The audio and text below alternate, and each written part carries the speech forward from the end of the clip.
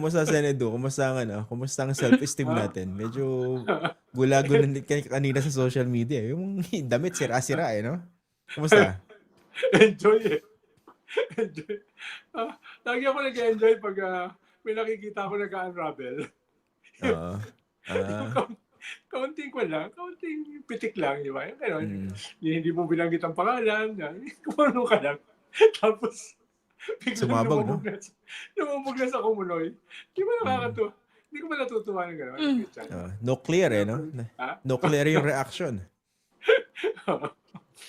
Next time, babanggitin ko na yung pangalan niya. Hindi ko naman binanggit yung pangalan. Pag binanggit mo, Senedo, mukhang end of the world na yun. Di ba, Barry, meron pa dyan? Merong rules dyan? Yung CPRA ba yun? Code of Professional Responsibility. Ayan. Di ba pwede mag-motopropyo ang Supreme Court dyan? Pwede. Diba, Pwede. Pwede. Hindi naman kinakailangan si Atty. Falsis para magsampa ng kaso, di ba? Nangyari kay ano yun nangyari kay Gadon yan di ba? Yung motopropyo na, di ba?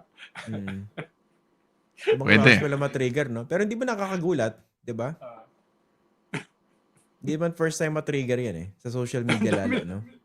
Ang dami nang sinabi Pati yung itsura ko na, tanggap ko naman, pangit. Hindi pagtatanggol ka namin, Senedo. Oo. Nag-away kami. Oo, grabe. Tapos hindi ko na maalam na balak ko na yung tumakbong senador. Doon ako natawa. Bakit daw ikaw ang senador? Sinabi ba? Hindi ko nadinig yung part na yun. Nagiging ko kami sa takot. Dahil gusto daw niya tumakbong senador. Bakit daw ako yung magsesenador? Kaya naman pala. Oo. Talagang dami tinalakay Pati yung komunista. Diba? Oo. Ang komunista naman talaga rito si Barry, hindi naman ako. Ako. Tindi ng red tagging harapan Na-red tag pa Nananahimik si Barry Gutierrez na red tag Hindi ko may makasusunod pa. Tingin mo? Lahat tayo may pinagdadaanan sa kabataan natin. Ano bang lesson doon sa nangyari na yun? Unang-una, huwag kang maninita pag merong umubo. Ano? Yun yata ang lesson doon, di ba? Huwag kang Hindi, talagang nakaka-enjoy Ikaw, subukan mo, Christian. Magkuhan ka lang mag-poke ka lang ng konti. Poke lang. Ganon? Tapos? Nakakabahan ako Actually, na-poke ko na yun before. Sa social media. Nag-nuclear din yun Oo? Anong issue? Nakalimutan ko na yung actual issue pero parang sinabi niya bakit hindi siya ini-interview ng ANC. Sabi ko, kaka-interview ko lang sa inyo. Parang kahapon. Parang nagkaroon ng memory lapse agad Sinabi ko lang matter of factly. Ayun, nagwala. Nag-COA dati yan Nag-COA. Tapos nag-COMELEC, di ba? Oo. Mahalagang ko dyan Constitutional body siya Yung pala, ganyan pala siya. Kasama ba yan sa criteria pag ikaw ay magiging commissioner ng isang constitutional body?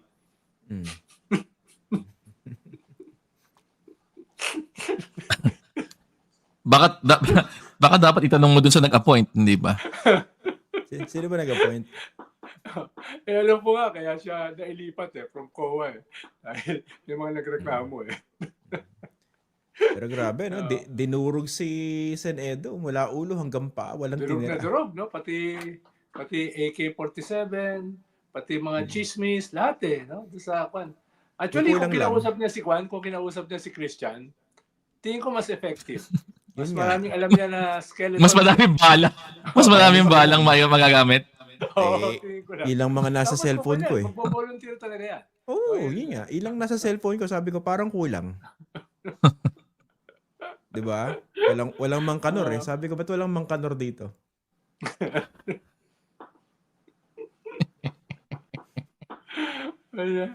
Talagang enjoy talaga. Tuwan-tuwa ako Hindi ako, mahirapan ako makatulog dan sa sobrang tuwa.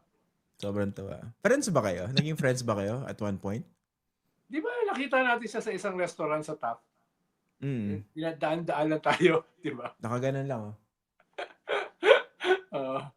Hindi sa top sa Ross Boulevard after ng filing ng COC. Dati pa siya may issue Di ba parang dati pa siya may issue, hindi lang ngayon. Hindi lang dahil doon sa pitik ko, na hindi ko naman binanggit yung pangalan niya. Parang naipon eh. Parang biglang bumulwak. Di ba yung gano'n? Hirap talaga pag mag-iipon ka lang. Mag-iipon ka May lang issue sa sa'yo? May issue sa'yo dati pa? parang gano'n. Dahil, siyempre, binabanatan siya na DDS, binabanatan siya na... Di ba pumunta pa yun noong September 21? Rally sa EDSA. DDS ba siya? Hindi ko alam na DDS yan. DDS ba siya? Pinagsisigawan niyan doon eh. Pinagsisigawan niyan doon. Dahil dinedefend nga niya sila Sara, dinedefend niya si ganun Digong, ba? dinedefend niya yung kwan. Kaya pagdating niya ron, sinisigawan siya ng mga bata. Baka nagkaroon ng trauma, no? Nagalit sa mundo. Hirap yun eh, magagalit ka sa mundo. Na i-channel sa llamas. Oo, tapos pag na-provoke. No? Imagine mo kung Barry Gutierrez ang nag-provoke. Abogado versus abogado, di ba? Labasan na ng mga kaso yan, no? Hindi na labasan. Pinatulan Ronald Llamas, no?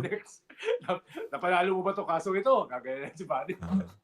Ano bang napanalo mo kaso? Kagaya yan.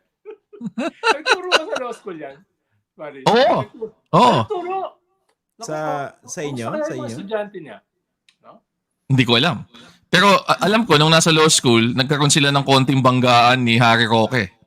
Naku, tabla talo yan. Oo. Gandang laban yun Amazing. Imagine lang nyo. I was so amazed. Imagine mo yung napoproduce ng UP Law School. No? Tanda mo yung buong institusyon. Wag ganon. Slippery slope yan. Parang nagsisisi ako na didepensa namin sa Supreme Court to. Di ba si Cheese Law School, UP Law School din? Ano namin yun? Alan Peter Cayetano, di ba? Hindi, si Alan Peter, Ateneo Law. Sorry. Pero UP undergrad. Si Cheese, nahinga ka UP pala Law, naging teacher pa namin. Talaga. Teacher ng batch ko. Malaki ba influensya sa'yo? Ni Cheese? Oo. Hindi ko kinuha yung subject niya. Bakit? Ang galing nga eh. Pero nagkasundo sila ni Kwan. Nagkasundo sila ni Kwanson. Paano? Si Cheese ang tawag din sa akin pangit eh. Grabe naman.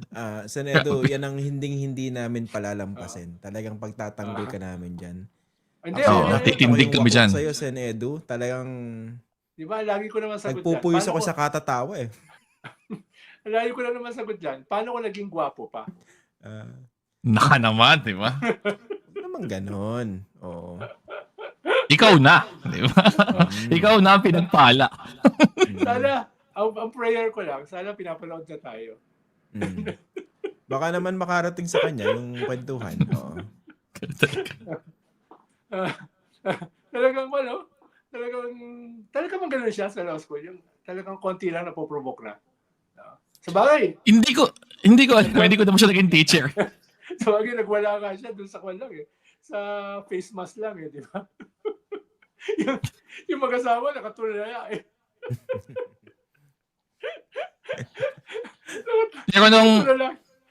Pero nung sinagot ka niya, alam ko nang matutuwa ka. Oo nga eh. Pumahagigik eh, no? Ang problema yung collateral damage eh. Mga tinamaan ng mga shrapnel eh. Ano kaya nararamdaman ng mga nadamay? Yun ang magandang tanong actually. No? Yun ang storya dun eh. Hindi naman yung yung llamas eh. Let's not go there. Baka yan na. mahirap eh. Baka ma-high blood, ma-stroke. Tayo pa masisi. Di ba? Pinapanood tayo. Tapos, may term dun eh. No? Ballistic, di ba? Ballistic.